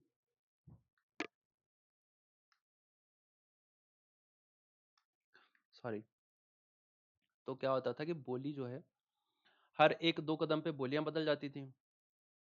उसी तरीके से वहां के तरीके भी बदल जाते थे। जैसे कि नापने का यंत्र, जैसे मान लो कहीं पर वजन नापने के लिए किलो शब्द इस्तेमाल किया जाता है, ठीक। अब मान लो कहीं पर थोड़ा आगे पहुंचे, अब वहां पे जो है पाउंड यूज हो रहा है, ठीक है। थोड़ा और आगे पहुंचे, कोई और चीज यूज हो रही है। तो भाई किलो का जिस चीज़ का वज़न इतने में है, पाउंड का वज़न उससे कम होता है भाई, किलो से कम होता है पाउंड। तो ऐसे करके तो चीज़ों का वज़न ही नहीं निकाल पा रहा था इंसान कि भाई वहाँ पे कोई चीज़ इतने किलो है, तब यहाँ पे कितने किलो होगी, तो कैलकुलेशन में बहुत टाइम लगा था। अगर सारी जगह पे 1 किलो, जैसे पूरे भारत में किलो की वैल्यू सेम है, लीटर की वैल्यू सेम है, तो इससे क्या होता है कि नापने में आसानी होती है, तो वो चीज़ लगाई गई ताकि भाई लोग परेशान नहीं हों। और एक ही व्यक्ति को, अगर जैसे एक व्यापारी है, अब उसको मान लो आज भोपाल जाना है, कल उज्जैन जाना है, परसों कहीं और बेचने जाना है, तीसरी जगह, तो क्या करेगा? वो सब जगह का किलोवाट खरीद के रखेगा क्या? नहीं ना, एक ही किलोवाट रखे जो सब जगह काम आए, इस तरीके से। क्षेत्रीय बोलियों को हतोत्साहित किया गया। अब हर 4 कदम पे अगर बोली बदलोगे, तो राष्ट्र एकता कैसे हो पाएगी? क्यों? क्योंकि सब लड़ते रहेंगे, जैसे आज लड़ रहे हैं। हमारी मराठी महान है, हमारी उड़िया महान है, हमारी पंजाबी महान है। तो इससे क्या हो रहा था कि इससे भी लोगों में समस्या आ रही थी, और यही कारण है कि भारत में भी क्या कह रहे हैं सब, हिंदी बनाइए, हिंदी सभी में लागू कीजिए, ताकि एक भाषा रहेगी, तो लोगों में इसको लेकर के झगड़ा नहीं होगा कि भाई हमारी तो मराठा है, आमी मराठी। तो इस चक्कर में आप क्या है कि आप दूसरों को हतोत्साहित कर रहे हैं, आप दूसरों को नीचा दिखा रहे हैं कि भाई आपकी समृद्धि है भाषा, हमारी समृद्धि नहीं है। ऐसा नहीं होना चाहिए। ठीक है, बिहार के लोग जैसे देखो, एक बिहारी सब पर भारी, क्या मतलब इस बात का? ठीक है, आप अगर पूरा देश है तो आप पूरा देश को लेकर चलो ना, आप क्या मतलब अलग बिहारी, अलग मराठी, अलग से दूसरा कुछ भी। लिखी जाती थी और वही राष्ट्र की साझा भाषा बन गई, और सही भी है ना भाई। देखो, अगर 10 देश में 50 भाषाएं चल रही, तो सबको सीखना भी पड़ेगा, फिर उसको लिखना भी सीखना पड़ेगा, और भाषा सीखना इतना आसान तो नहीं है, ये आप समझ ही गए होंगे, क्योंकि इंग्लिश आप बचपन से सीख रहे हैं। और कितने ऐसे हैं जो धारा प्रवाह बोल पा रहे हैं, ये तो आपको पता ही होगा। इतना आसान भी नहीं है। ठीक है, चलते हैं आगे। क्रांतिकारियों ने यह भी घोषणा की कि फ्रांसीसी राष्ट्र का यह भाग्य और लक्ष्य था कि वह यूरोप के लोगों को निरंकुश शासकों से मुक्त कराए। अब देखिए, यहां से गड़बड़ चीजें शुरू हो जाती हैं। अब जब किसी चीज पे ज्यादा ही बढ़ना शुरू होता है ना, कोई चीज बहुत ही अच्छी होनी शुरू होती है, तो उसके पीछे पीछे कुछ कमियां शुरू हो जाती हैं। जब लोगों को लगा ना कि उनकी चीजें बहुत अच्छी हैं, तो वो जबरदस्ती की भी भावनाएं फैलाने लगे लोगों में। ठीक, वो क्या करना शुरू कर दिया कि भाई हम ही हैं, हम इसी चीज के लिए पैदा हुए हैं कि हम फ्रांस को और बाकी यूरोप के देशों को भी ऐसे राजाओं से मुक्त कराएंगे। तो पहले क्या था कि वो सिर्फ उनको मुक्त कराते थे जो सच में लोग परेशान थे। बाद में उन्होंने उन लोगों को भी परेशान करना शुरू कर दिया जो लोग खुशी से जी रहे थे। ठीक, यानी जिसके राज्य में प्रजा सुखी थी। जैसे मान लो, कोई हर राजा थोड़े ना निरंकुश होगा, कुछ राजा तो अच्छे भी होंगे, क्योंकि आपने इतिहास में तो पढ़ा ही होगा कि एक राजा था जो बहुत अच्छा था। होते हैं ना ऐसे राजा, कहानियां तो पढ़ी होंगी आपने। अब भाई जो राजा अच्छा है, उसके यहाँ भी जाके आपने पूरी गंद मचा दी, उसके यहाँ सब मार काट कर दिए, लोगों को परेशान कर दिया, उसको बिना मतलब में ही मार दिया। तो ऐसा नहीं होना चाहिए था, लेकिन होता क्या है ना कि लोग ज्यादा ही प्रोत्साहित हो जाते हैं, तो ये चीजें होनी शुरू हुई जो कि गड़बड़ हुई। तो क्या हुआ कि भाग्य और लक्ष्य था कि वह यूरोप के लोगों को निरंकुश शासकों से मुक्त कराए। दूसरे शब्दों में, फ्रांस और यूरोप के अन्य लोगों को राष्ट्र में गठित होने को मदद करेगा। जब फ्रांस की घटनाओं की खबर यूरोप के विभिन्न शहरों में पहुंचनी ही थी। जब भाई एक राज्य में कुछ ऐसा हो रहा है, तो दूसरे देशों को तो पता चलेगा ही। तो छात्र तथा शिक्षित मध्य वर्गों के अन्य सदस्य जो जैकोबिन क्लबों की स्थापना करने लगे। उनकी गतिविधियों और अभियानों ने उन फ्रेंच सेनाओं के लिए रास्ता तैयार किया जो 1790 के दशक में हॉलैंड, वर्तमान में हॉलैंड को नीदरलैंड बोलते हैं, बेल्जियम, स्विट्जरलैंड और इटली के बड़े इलाकों में घुसी। क्रांतिकारी युद्धों के शुरू होने के साथ ही फ्रांसीसी सेनाएं राष्ट्रवाद के विचार को विदेशों में ले जाने लगी। ठीक है, तो देखिए, इन्होंने पहले अपने फ्रांस को मुक्त करवाया लुईस से, और इसके बाद क्या किया इन्होंने, मतलब इतने ज्यादा प्रोत्साहित हो गए कि हर देश में यही सब करने लगे। ठीक, जहां जा रहे हैं वहां के ही राजा को मार के खत्म कर दे रहे हैं, और जनता को बोल रहे हैं कि हम तुमको प्रजातंत्र दे रहे हैं। जबकि सबको जरूरत ही नहीं थी, जरूरत तो इसको थी ना जो परेशान था, लेकिन नहीं नहीं, हम तो तुम्हारे राजा को मारेंगे ही, मरवाएंगे ही, ऐसा करके इन्होंने ना शुरू कर दी सब जगह। अब देखिए, ये शब्द है, ये इसका आपके पास आ सकता है लिखने के लिए। ठीक है, जैकोबिन क्लब क्या होता है? जैकोबिन क्लब वो क्लब होते हैं जो समझदार, जो समाज के कुछ लोग होते हैं ना, वो बनाते हैं ऐसे क्लब्स जिसमें कि राष्ट्रवाद की भावनाओं को बढ़ाया जाता है। ठीक है, और उसके थ्रू वो अपनी क्रांतियों को फैलाते हैं। ठीक है, तो ये होता है जैकोबिन क्लब।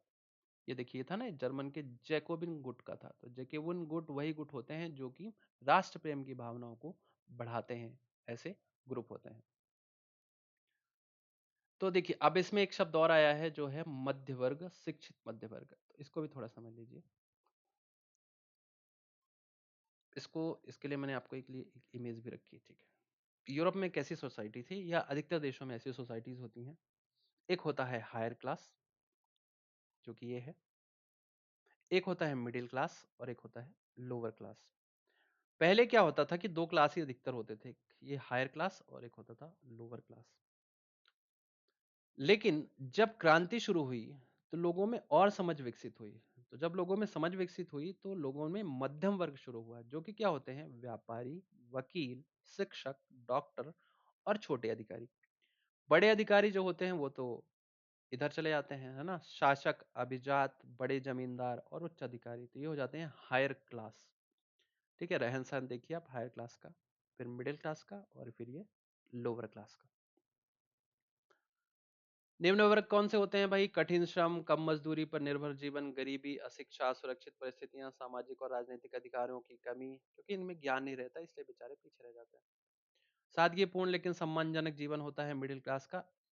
ठीक है, समाज में सुधार और राजनीतिक भागीदारी की चाह, ये सबसे ज्यादा जरूरी है। ठीक है, ये आपको हमेशा ये समझ में रखना चाहिए कि जो मिडिल क्लास होता है वो किसी भी देश का हो, वर्तमान में भले ही इनकी भावनाएं मर गई हों, ऐसा नहीं है, बहुत सारे लोगों में है ऐसी। ठीक है, और बहुत सारे लोगों में अच्छी है, लेकिन आप ऐसा समझिए कि किसी भी देश में जब उच्च वर्ग जो होता है ना, वो हमेशा ये सोचता है कि वो लोगों पे शासन जमाए रखे, और जब शासन जमा रखने की बात आती है तो इसमें शोषण अधिकतर होता है लोगों का। ठीक, और शोषण किन लोगों का होता है? निम्न वर्ग का। लेकिन इसी बीच जो मध्य वर्ग होता है ना, इसका जब थोड़ा सा भी शोषण होना शुरू होता है ना, तो ये समझदार लोग होते हैं, तो ये क्या करते हैं, ये आवाज उठाते हैं।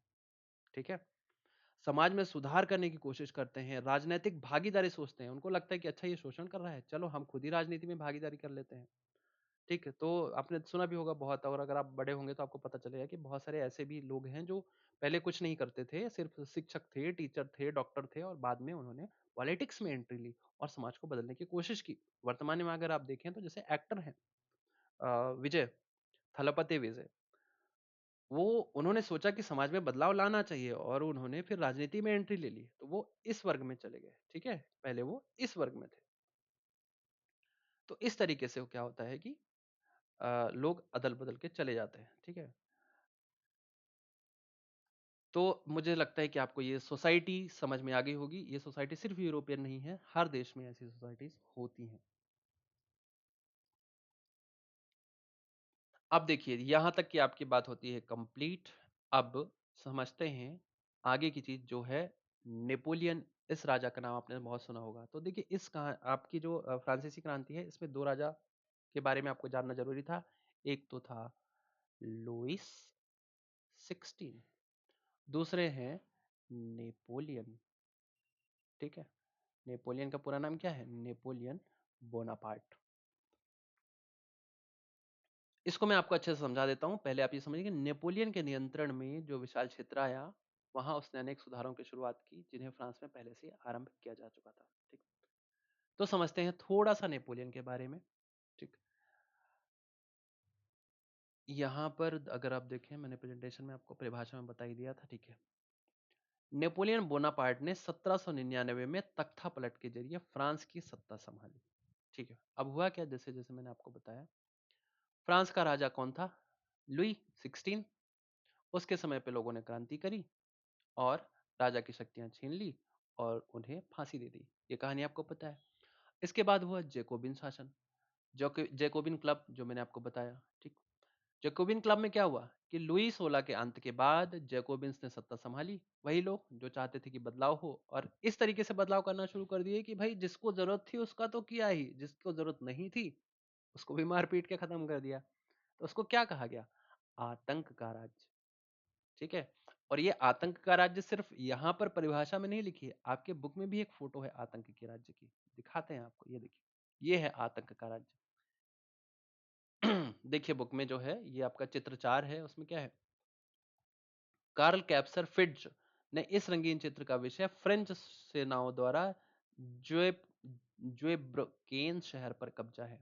अपनी नीली, सफेद और लाल पोशाकों से पहचाने वाले फ्रांसीसी सैनिकों को दमनकारी के रूप में प्रस्तुत किया गया है, जो एक किसान की गाड़ी छीनते हुए कुछ युवा महिलाओं को तंग कर रहे हैं और एक किसान को घुटने टेकने पर मजबूर कर रहे हैं। स्वतंत्रता के वृक्ष पर लगाई जा रही पट्टी पर जर्मन में लिखा है, उसका अनुवाद क्या है कि हमसे आजादी और समानता ले लो, यह मानवता का आदर्श रूप है।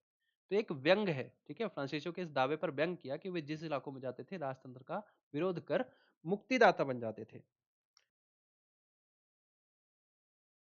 सॉरी। तो इसमें व्यंग क्या है कि भाई कुछ लोग जैसे ये जर्मन लोग थे ना, ये पहले से ही आजाद थे, स्वतंत्र थे, हैप्पी थे, भले ही इनके यहाँ राजा थे लेकिन इनको परेशानी नहीं थी अपने राजा से, जैसे लुई के यहाँ परेशानी थी। लेकिन इनका क्या था कि नहीं, हमको तो राजतंत्र से मुक्ति ही करवानी है। तो ये क्या करते थे कि भाई अपनी पूरी सेना वेना लेकर के दूसरे राज्य में भी घुस जाते थे और वहां के लोगों को क्या बोलते थे कि हम तुमको राजा से मुक्त कराने आए हैं। अब राजा पर जनता क्या बोल रही है, देखो जनता ने क्या लिख रखा है कि हमसे आजादी और समानता ले लो।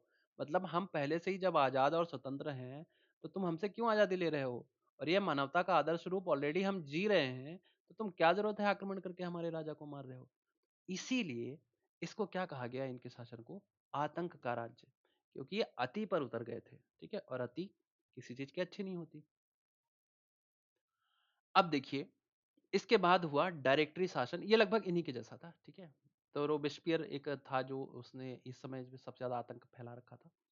के बाद 5 सदस्यों की एक समिति थी जिसने शासन किया। वही चीज है, राजा तो नहीं था लेकिन जनता के प्रतिनिधि ने शासन करने की कोशिश की, जो कि अस्थिर रहा। अस्थिर होना था क्योंकि जो चीज बहुत पहले से नहीं हुई है उसको अचानक से करना शुरू करेंगे तो असफलता हाथ लगती ही लगती है। ठीक है, आपने भी बहुत सारा ऐसा होगा ना भाई, जो काम कभी नहीं किया है वो करना शुरू करेंगे तो थोड़ी सी असफलता हो तो होगी, क्योंकि हमें पता नहीं है कि क्या चीजें कैसे मैनेज होती है। ठीक, तो ये था। तो देखिए, 1789 में तो लुई को मार दिया। इसके बाद ये लगभग 1 साल तक जैकोबिन शासन था, इसमें इन्होंने पूरा आतंक मचा दिया। फिर 95 से 99, 4-5 साल ये डायरेक्टरी शासन था, 4-5 लोगों का, डायरेक्टर लोग शासन कर रहे थे मिलजुल करके, लेकिन बात नहीं बनी। अब इसी बीच क्या हुआ, नेपोलियन बोनापार्ट। ये भाई साहब क्या थे कि पहले तो इन्होंने एक सैनिक के रूप में फ्रांसीसी सेना में भर्ती हुए, ठीक है। भर्ती होने के बाद अपने आप को इस लेवल का बनाया, इतने विश्वास पात्र बने कि 25 साल की उम्र में, ज्यादा नहीं, कितने साल की उम्र में, 25 साल की उम्र में क्या बन गए ये, जो फ्रांस की सेना है उसके सेना नायक बन गए। ठीक है, सिर्फ और सिर्फ 25 वर्ष की उम्र में, मतलब पूरे शासन को संभालने वाला, पूरे सेनाध्यक्ष बन गए। ठीक है, 25 वर्ष की उम्र में क्या बन गए, सेनाध्यक्ष। ठीक, और सेनाध्यक्ष बनने के बाद धीरे धीरे से लोगों को इतना अपने, मतलब कि अपने प्रशासन से लोगों को इतना अच्छा मतलब भरोसा दिलवा दिया अपने आप को कि बाद में इसका फायदा उठा करके, किसका फायदा उठा करके, वो जो अस्थिर शासन था उसका फायदा उठा करके, डायरेक्टरी की अस्थिर का फायदा उठा करके, अस्थिरता का फायदा उठा करके नेपोलियन ने तख्ता पलट कर दिया और फ्रांस का शासक बन बैठा। ठीक है, तो नेपोलियन ने वहां की गद्दी संभाल ली। अब नेपोलियन ने जब गद्दी संभाल ली तो नेपोलियन ने भी क्या किया कि जनता को सुविधाएं तो दी, ऐसा नहीं कि जनता को सुविधाएं नहीं दी, जनता के हित में काम किया। ठीक है, और फिर क्या क्या किया उसको हम पहले समझते हैं। ठीक, नेपोलियन के नियंत्रण में जो विशाल क्षेत्र आया, उसने एक ऐसे अनेक सुधारों की शुरुआत की जिन्हें फ्रांस में पहले ही आरंभ किया जा चुका था।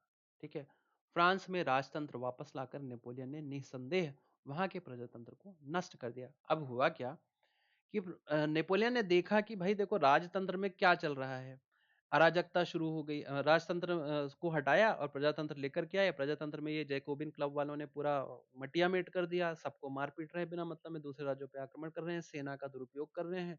उसके बाद ये जो बने 5 सदस्यीय जो बना डायरेक्टरेट, वो भी किसी काम का नहीं है। तो उसने सोचा कि नहीं नहीं ठीक है, राजतंत्र ही रहने देते हैं, लेकिन जनता के अधिकार में बदलाव होने चाहिए, सुधार लागू करके कर देते हैं, राजतंत्र ही रखते हैं लेकिन सुधार करते हैं। तो उन्होंने सुधार किया। तो नेपोलियन ने जो चीजें की उसमें तो दो चीजें थी कि पहला तो साम्राज्य विस्तार किया। ये जो फ्रांस है ना, तो सिर्फ मतलब फ्रांस का कोई छोटी सी जगह थी जहां पे पहले फ्रांस छोटा सा था, लेकिन लड़ लड़ के लोगों को हरा हरा करके ये ऐसा करके इतना बड़ा फ्रांस का साम्राज्य बनाया। ठीक है, और इतना ही नहीं, यहाँ तक कहाँ तक लड़ते लड़ते ये पूरा रूसी साम्राज्य तक पहुंच गए थे। ठीक है, ये सब यहाँ प्रशासक। तो नेपोलियन का ये था कि भाई हम तो चलो राजतंत्र ही रखेंगे, लेकिन जनता को अधिकार मिलने चाहिए जिसके लिए क्रांति हुई थी। ठीक, तो दो चीज समझेंगे नेपोलियन में कि पहला ये कि उन्होंने अपना साम्राज्य विस्तार किया, सेना को लड़ाई करते करते, सेना से जीतते लड़ते जीतते दूसरे राज्यों को अपने अधीन किया ताकि राज्य को और बड़ा किया जा सके। दूसरा, जनता को अधिकार दिलाए। ठीक है, लोगों के जीवन रहन सहन में आसानी प्रदान की। ठीक है, अब देखो, ऐसा कहते हैं कि क्या कहते हैं कि फ्रांस में राजतंत्र वापस आया तो नेपोलियन ने निसंदेह वहां के प्रजातंत्र को नष्ट किया, प्रजातंत्र को नष्ट किया। ठीक है, क्योंकि प्रजातंत्र तो वैसे भी नष्ट ही था, मगर प्रशासनिक क्षेत्र में उसने क्रांतिकारी सिद्धांतों का समावेश किया ताकि पूरी व्यवस्था अधिक तर्कसंगत और कुशल बन सके। 1804 की नागरिक संहिता, जिसे आमतौर पर नेपोलियन की संहिता के नाम से जाना जाता है। ठीक है, संहिता का क्या मतलब है? आपने सुना है, अभी चुनाव था तो आचार संहिता, नियमों की संहिता। ठीक है, संहिता मतलब होता है नियम कानून जिस पर बने बनाए जाते हैं। ठीक है, तो बहुत सारी चीजें लिखी रहती हैं, उसको संहिता कहते हैं। एक तरह से बुक मान लो आप। ठीक है, जैसे अपना संविधान है ना, उस तरीके की नियमों की संहिता थी, उसको नेपोलियन संहिता कहा गया। उस पर क्या किया उन्होंने? जन्म पर आधारित विशेषाधिकार समाप्त कर दिया। अब जैसे कैसे जन्म पर आधारित, कोई जमींदार का बेटा है, अब वो पैदा हुआ, कुछ काम ना धंधा, ना पढ़ना ना लिखना, अब उसके पास तो प्रॉपर्टी है ही, तो वो तो अमीर ही बना रहेगा। तो उन्होंने कहा नहीं नहीं भाई, ये अधिकार तो नहीं चलेगा, आपको मेहनत करनी पड़ेगी, और ये जो जमीन है ना, ये राजा के अंडर ही रहेगी, मतलब मेरे अंडर रहेगी, सम्राट के अंदर। और अगर आप में काबिलियत है तो आप ले लो, और फिर आप निभाओ जिम्मेदारी। तो इससे क्या होता था कि एक ही व्यक्ति के अंदर, हमेशा एक ही व्यक्ति के अंडर में प्रॉपर्टी नहीं रहती थी, बदल जाती थी। तो ये अच्छा भी था कि भाई जो काबिल हो उसको मिले। दूसरा क्या किया उसने? कानून के समक्ष बराबरी और संपत्ति के अधिकार को सुरक्षित बनाया। ठीक है, तो संपत्ति का अधिकार भी पहले गरीबों के पास था नहीं, क्योंकि जमींदार लोग ही रखते थे पूरी प्रॉपर्टी। ठीक है, तो उन्होंने संपत्ति के अधिकार को भी बनाया। ठीक है, औरतों को मिलना, परिवार में किस किस सदस्य को संपत्ति मिलनी चाहिए, उसने सारी चीजें करी। ठीक है, इस संहिता को फ्रांसीसी नियंत्रण के अधीन क्षेत्रों में भी लागू किया गया, मतलब जहां जहां फ्रांस का नियंत्रण कंट्रोल था वहां वहां किया। जैसे कि डचों को जीता उन्होंने, स्विट्जरलैंड, इटली, जर्मनी, इन सब जगह नेपोलियन ने प्रशासनिक विभाजनों को सरल बनाया, सामंती व्यवस्था को खत्म किया। देखो, सामंत लोग क्या होते हैं? ये होता है, मान लो, राजा। ठीक है, अब राजा तो अकेले सीधे जनता तक पहुंचेगा नहीं ना, क्योंकि उसको जो जैसे टैक्स वैक्स लेना है, उनकी जो सुविधाएं देखनी है, तो अब भाई राजा तो ऐसा पहुंचेगा नहीं है। अपने देश में समझो ना, ऐसे जैसे मान लो प्रधानमंत्री हैं। अब प्रधानमंत्री थोड़े ना हर आम जनता के पास जाते हैं, इसीलिए वो क्या होते हैं उनके पास? मुख्यमंत्री होते हैं। ठीक है, ये थोड़ी राइटिंग पे मत जाना, मैं आपको बता रहा हूँ, क्योंकि मेरी अभी इसमें प्रैक्टिस चल रही है। ऐसे ही राजा के नीचे क्या होते थे? सामंत होते थे। ठीक है, यहाँ एक सामंत, ऐसे दूसरा सामंत, ऐसे तीसरा सामंत, बहुत सारा होता था। ठीक है, तो जैसे राजा, प्रधानमंत्री के अंदर मुख्यमंत्री है, मुख्यमंत्री के अंडर में फिर और आप देखेंगे तो और नीचे और भी बहुत सारे रहते हैं कि ये मंत्री वो मंत्री, और फिर और नीचे जाएंगे तो फिर वो मिलेगा आपको कलेक्टर। ठीक है, और कलेक्टर के नीचे फिर और लोग रहते हैं जो आम जनता से आसानी से जुड़ पाते हैं। ठीक है, पंचायत, पंचायत सचिव, इस तरीके से। ठीक है, यहाँ पे आप देखो पंचायत हो जाएगी, पंचायत के लोग आसानी से अपनी प्रॉब्लम सरपंच को बता पाते हैं। तो मतलब इस तरीके से होता है। जैसे राजा के नीचे सामंत होते थे, सामंत के नीचे और भी लोग रहते थे। पर ये जो सामंत होता था ना, ये टैक्स कलेक्ट करता था राजा के लिए, और इसी के पास बहुत सारी जमीनें भी होती थी जो कि जमींदार को दे के रखता था, और जमींदार कृषकों से खेती कराते थे। ठीक है, तो ऐसे चलता था वहां पे। तो अब देखिए क्या कि सामंती व्यवस्था को खत्म कर दिया। अब खत्म क्यों किया सामंती व्यवस्था की? राजन रीजन यही था कि ये लोग ना मन मर्जी होता क्या था कि भाई सामंत बोला कि भाई मुझे तो इतना टैक्स चाहिए, तो राजा ने बोला, ठीक है शुरुआत करते हैं, राजा ने बोला कि मुझे चाहिए 100 रुपए टैक्स हर इंसान से। तो ये सामंत क्या सोचेगा कि हमको जनता से, अगर मैं किसान से 100 रुपए लूंगा तो मैं क्या खाऊंगा? तो ये क्या करेगा? ये बोलेगा नहीं नहीं, मैं बोलूंगा मुझे चाहिए इस 120 रुपए और चाहिए। ठीक है, तो ये क्या बोलेगा जमींदार से कि मुझे तो 120 रुपए चाहिए, राजा ने मांगे। जमींदार क्या बोलेगा कि अगर मैं किसान से 120 मांगूंगा तो मैं क्या खाऊंगा? तो वो क्या बोलेगा? 140। तो किसान से कितना मांगा जा रहा है? 140। और राजा के पास टैक्स कितना जा रहा है? 100। बीच में कौन खा रहा है? जमींदार, सामंत। तो इस चीज को उन्होंने क्या किया? खत्म कर दिया, सामंती व्यवस्था को खत्म किया और किसानों को भूदासत्व और जागीरदारी शुल्कों से मुक्ति करवा दी। ठीक है, तो ये लोग क्या करते थे कि भाई खेती भी कराते थे और किराया भी लेते थे, खेती का टैक्स भी लेते थे। तो इन बेचारे किसानों के पास कुछ नहीं बचता था। तो इसको लेकर के उन्होंने बदलाव किए। किसने किए? नेपोलियन ने। शहरों में भी कारीगरों के श्रेणी संघ मतलब जो कि व्यापारी संघ होता था, के कंट्रोल्स को, नियंत्रणों को हटा दिया गया। यातायात और संचार व्यवस्थाओं को सुधारा गया, जो कि जरूरी था। किसानों, कारीगरों, मजदूरों और नए उद्योगपतियों ने नई नई मिली आजादी चखी। उद्योगपतियों और खासतौर पर सामान बनाने वाले लघु उत्पादक समझने लगे कि एक समान कानून, मानक भार तथा नाप और राष्ट्रीय मुद्रा से एक इलाके से दूसरे इलाकों में वस्तु और पूंजी के आवागमन में सहूलियत होगी। बताया मैंने आपको कि ठीक है, अगर एक ही किलोवाट सब जगह चलेगा, एक ही रुपया सब जगह चलेगा। अब महाराष्ट्र में अलग रुपया चल रहा है, मध्य प्रदेश में अलग रुपया चलेगा, पंजाब में अलग रुपया चलेगा, तो बहुत दिक्कत होगी। जैसे अभी दिक्कत होती है ना, यूरोप में अलग चल रहा है, डॉलर यूरो चल रहा है, भारत में रुपया चल रहा है, अमेरिका में डॉलर चल रहा है। कन्वर्जन में कितनी दिक्कत होती है जब आप दूसरा कंट्री विजिट करते हैं तो। अब वही चीज अगर मध्य प्रदेश और महाराष्ट्र में होने लगी तब तो लोग घूमने ही नहीं जा पाएंगे। तो ये चीज होती थी। इस वजह से क्या किया उन्होंने? पूरे देश की एक ही मुद्रा कर दी, मतलब एक ही करेंसी होगी, एक ही किलोवाट चलेगा, एक ही जो है राष्ट्र की हर चीज सिंपल रहेगी, एक समान रहेगी, भाषा हो चाहे कुछ भी हो। तो इस तरीके से ये चीजें बदलाव में लाई। लेकिन जीते हुए इलाकों में स्थानीय लोगों की फ्रांसीसी शासन के प्रति मिली जुली प्रतिक्रियाएं थी। शुरुआत में अनेक स्थानों जैसे हॉलैंड यानी नीदरलैंड वर्तमान का, और स्विट्जरलैंड और साथ ही कई शहरों जैसे ब्रसेल्स, मेंच, मिलान और वारसा में फ्रांसीसी सेनाओं का स्वतंत्रता का तोहफा देने वालों की तरह स्वागत किया गया। इन देशों के नाम आप याद रखिए, एग्जाम में आए नहीं आए, आपको पता हो कि विदेशों में ये ऐसे ऐसे कंट्रीज हैं। ठीक है, क्योंकि कल को जब आप किसी एग्जाम की तैयारी करेंगे ना, तो आपके लिए चीजें नई नहीं रहेंगी। ठीक है, जियोग्राफी जब आप पढ़ेंगे तो क्या है कि शुरुआती उत्साह शीघ्र ही दुश्मनी में बदल गया, जब यह साफ होने लगा कि नई प्रशासनिक व्यवस्थाएं राजनीतिक स्वतंत्रता के अनुरूप नहीं थी। बढ़े हुए टैक्स, सेंसरशिप और बाकी यूरोप को जीतने के लिए फ्रेंच सेना में जबरन भर्ती से हो रहे नुकसान प्रशासनिक परिवर्तनों से मिले फायदों से कहीं ज्यादा नजर आने लगे। अब हो क्या रहा था कि अब हर चीज की अति नुकसानदायक होती है ना। तो फ्रांस में ये चीज तो अच्छी करी नेपोलियन ने कि चीजों को इकट्ठा किया, तो लोगों को क्या लगा स्टार्टिंग में कि यार ये तो बहुत अच्छा है। तो जब भाई नेपोलियन ने सारी चीजें शुरू की, एक मुद्रा और ये सब चीजें, तो लोग बहुत खुश हुए कि भाई यार ये तो बहुत अच्छा है। लेकिन हुआ क्या, धीरे धीरे उनको समझ में आने लगा कि यार ये सब ना, नेपोलियन ने ये सब कुछ अच्छा तो किया, लेकिन साथ में क्या किया उसने? टैक्स बहुत बढ़ा दिए। टैक्स बढ़ा दिए, साथ ही साथ अब होता क्या था कि भाई जब आपको सारे राज्य को इकट्ठा करना है और अपना साम्राज्य बढ़ाना है, तो आपको बड़ी सेना चाहिए। और जब बड़ी सेना चाहिए तो सेना कहाँ से आएगी? जनता से आएगी। तो क्या है, जबरदस्ती लोगों को भर्ती करवा रहे थे कि भाई तुम सेना में भर्ती हो जाओ। अब भाई किसी का मन नहीं है तो भी उसको भर्ती करवा रहे हैं। ऐसा थोड़ी चलता है। तो लोग बहुत परेशान हो गए और नेपोलियन की सेना उस समय पे बहुत बड़ी सेना थी। नेपोलियन को बहुत बड़ा विजेता माना जाता है। अपने समय पे नेपोलियन कोई भी युद्ध नहीं हारा, और वो एक ही युद्ध हारा और उसके बाद वो मर गया। तो आप सोचिए कि जो व्यक्ति कोई भी युद्ध नहीं हार रहा है, तो उसके पास कितनी बड़ी और प्रशिक्षित सेना होगी।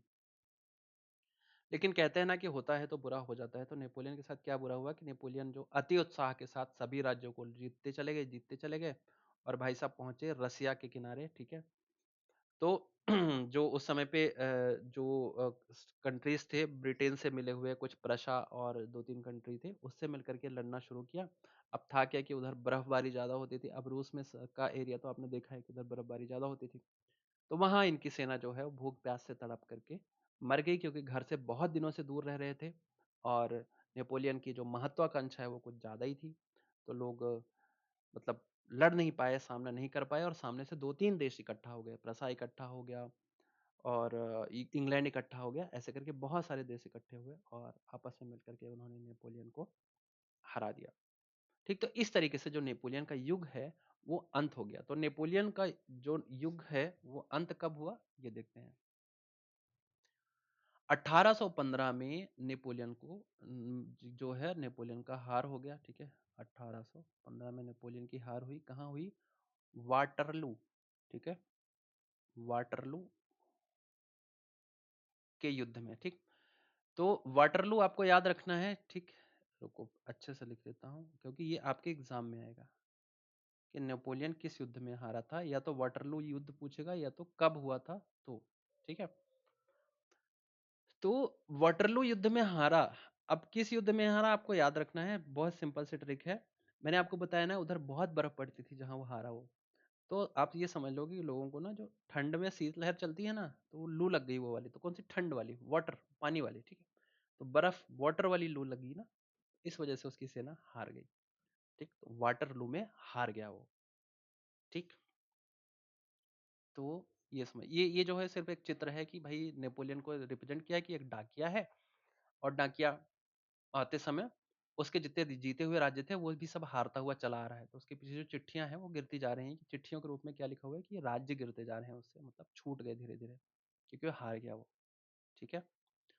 तो ये कुछ कहानी थी नेपोलियन की और लुइस की, ठीक। तो आप समझ, लुइस 16 से शुरुआत हुई प्रजातंत्र की, प्रजातंत्र के बाद बीच में आए ये लोग, जिसको मैंने आपको बताया था छोटा सा, कि राजा लुइस, लुई के बाद जैकोबिन लोगों का शासन हुआ, फिर डायरेक्टरी शासन हुआ, और फिर नेपोलियन, और नेपोलियन का पतन हो गया, युग खत्म हो गया, कब से?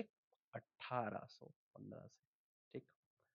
तो भाई ये पूरी की पूरी कहानी थी, जो आपको मैं उम्मीद करता हूँ कि समझ में आई होगी। अगले चैप्टर में हम नेपोलियन के पतन के आगे का पढ़ेंगे, कि भाई यूरोप में राष्ट्रवाद का निर्माण, और कुलीन वर्ग, मध्यम वर्ग, और बाकी सारी चीजें क्या और कैसी हैं, ठीक है। तो आज के चैप्टर में बहुत सारी चीजें डेफिनेशन में लग गया बहुत सारा समय, अदरवाइज बहुत सारा चैप्टर हो सकता था, लेकिन अच्छा है कि आपका बेसिक क्लियर हो जाएगा। लेक्चर आपको कैसा लगा हमें कमेंट में ज़रूर बताएं, और चैनल को सब्सक्राइब करें। अगर आपको मज़ा आया हो, आपको बाद में नोट्स भी मिल जाएंगे, सारी चीज़ें मिल जाएंगी, आपको टेलीग्राम भी दे दूंगा मैं, क्योंकि आज मेरा पहला वीडियो है तो ऐसी सारी चीज़ें नहीं है, पर डिस्क्रिप्शन में सारी चीज़ें ऐड कर दूंगा, ठीक है। मिलते हैं अगले लेक्चर में। हाँ, लेकिन उसके पहले 3 शब्दों के जवाब, 3 क्वेश्चन के जवाब आप मुझे दे देना, जो आप पढ़े हैं उसका रिवीजन भी हो जाएगा। उसमें से क्या क्या है मैं आपको बता देता हूँ, जस्ट अ सेकेंड।